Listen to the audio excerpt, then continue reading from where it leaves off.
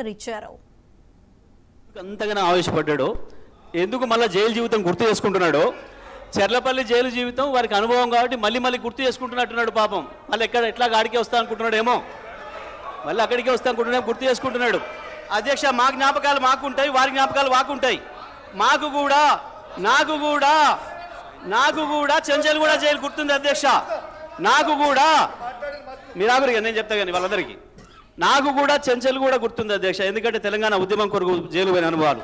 ఆయనకు చెర్లపల్లే గుర్తుంటుంది అధ్యక్ష, ఆయనకు అదే గుర్తుంటుంది అధ్యక్ష. పాపం మళ్ళీ యాద్ చేసుకుంటున్నాడు. సార్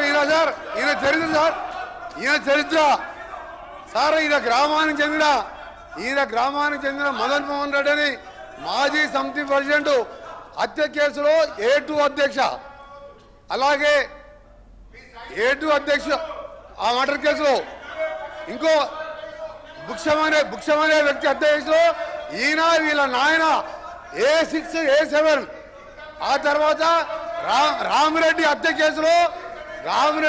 కేసులో A3గా ఉండి తడిపారు చేసిన మా జిల్లాకి వెళ్ళి 1 సంవత్సరం పాటు బహిష్కరించాడు. పోతూ ఈ మర్డర్లు చేసి సభ్యులు ఇదే అసెంబ్లీలో ఎక్స్ఎమ్మెల్యేగా ఉండే ఆ పెట్రోల్ బంకులో 1,80,000 రూపాయలు దొంగతనం చేస్తే ఆ కేసులో ముద్దాయి అధ్యక్ష.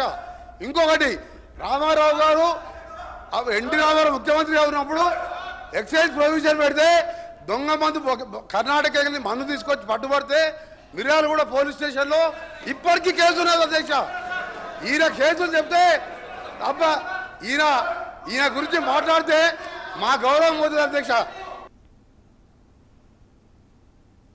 బీఆర్ఎస్ అధినేత